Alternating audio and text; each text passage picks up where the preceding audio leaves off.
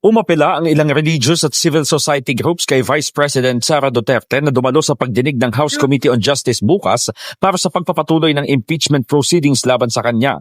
Ngayong araw ay nakipagdialogo ang Iglesia Filipina Independiente, Diocese of Northern Isabela at ang Institute for Studies in Asian Church and Culture sa Kamara kaugnay sa impeachment complaints laban sa pangalawang Pangulo. Pinangunahan ni House Committee on Public Accounts Chairman Terry Redon ang dialogo sa simbahan. Sa pulong balitaan, sinabi ni IFI Bishop Alvin Valera na nais nilang marinig mula kay Duterte ang katotohanan dahil kung wala naman itong itinatago, wala siyang dapat nakatakutan. Punto ni Valera, kung si Hesus Kristo ay nagawang humarap sa mga aligasyon kahit na walang katotohanan, dapat ay harapin din ni Duterte ang mga ito. Ang ginawa ko ng ating Panginoong Hesus Kristo ay humarap siya. No? He presented himself. And then, yun pong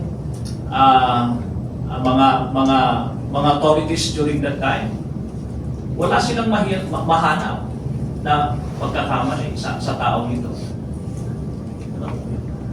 So, kung wala kang kasalanan, bakit ayaw mong humarap?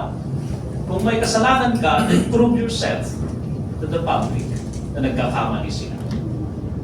So sa kasaysayan talagang bumabalik talaga yung ganyan. Yun po yung piniprevent po natin sa panahong ito. Hinimok din ni ISAC President Dr. Melba Magay si VP Sara na tigilan na ang pangangatwiran na idinadaan sa teknikalidad. Ang mahalagaan niya ay ang pananagutan at hustisya at sino mang tatamaan ay dapat na matuto na sagutin ang mga paratang. Binigyang diin pa ni Magay na nakasalalay sa Vice Presidente ang kinabukasan ng bansa kaya sana ay maging ehemplo siya at isipin kung ano ang mangyayari sakaling hindi mailitis ang malalaking tao sa lipunan. Alam nyo, ang mahirap kapag si Pablo nga, si Apostol Pablo, sabi niya, the letter kills. Ang kailangan natin, ano yung spirit of the law? Hindi po yung letter of the law. Dahil sabi ni Pablo, the letter will kill. At ganoon din po, it kills all efforts at justice, all efforts at accountability.